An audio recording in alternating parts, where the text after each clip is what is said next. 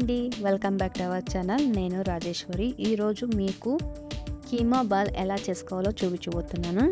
చాలా అంటే చాలా సింపుల్ అండ్ స్పైసీగా ఉంటుంది. పిల్లలు కూడా చాలా ఇష్టపడతారు ఇది. ఈ రెసిపీ మీరు తక్కువ ఇంగ్రీడియంట్స్తో రెడీ చేసేసుకోవచ్చు.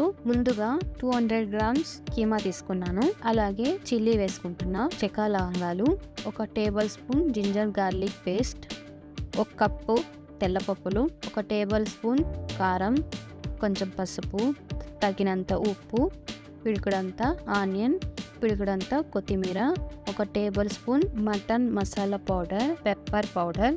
ఇప్పుడు దీన్ని మూత వేసేసుకుని గ్రైండ్ చేసేసుకుందాం. మెత్తగా పేస్ట్ అయిపోవాలి. చూడండి, రెడీ అయిపోయింది, మెత్తగా వచ్చేసింది. ఇప్పుడు దీన్ని ఒక బౌల్లోకి షిఫ్ట్ చేసుకున్న తర్వాత చేతికి నూనె రాసుకొని దీన్ని మొత్తం బాల్ లాగా చేసేసుకోవాలి. అంతా అన్నిటినీ ఇలాగే చేసేసుకోవాలి. చూసారు కదా, రెడీ అయిపోయింది అన్ని బాల్స్.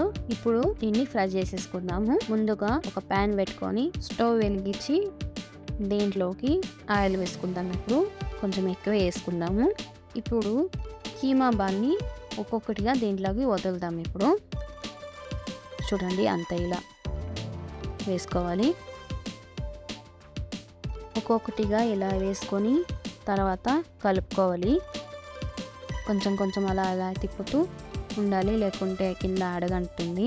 అంతా ఇలా ఒక్కొక్కసారి నిదానంగా ఇలాగే తిప్పుతూ ఉండాలి. ఒక 10-20 నిమిషాల పాటు ఇలాగే మూత పెట్టేసేయండి. దీంట్లోకి 4 పచ్చిమిరపకాయలు, అలాగే కొంచెం కరివేపాకు, కొంచెం ఎర్రగడ్డ, కొంచెం కొత్తిమీర వేసేసి ఇలా ఫ్రై చేసుకోవాలి.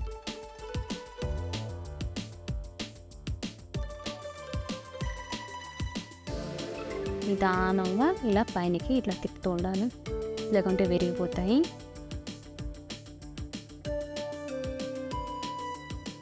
అంతే అండి, కీమా బాల్ రెడీ అయిపోయింది. చాలా అంటే చాలా సింపుల్. మీరు కూడా ఒకసారి ట్రై చేయండి. నా ఛానల్ని లైక్ చేయండి, షేర్ చేయండి, సబ్స్క్రైబ్ చేసుకోండి. ఇంకో వీడియోతో మళ్ళీ కలుద్దాం ఫ్రెండ్స్. బాయ్.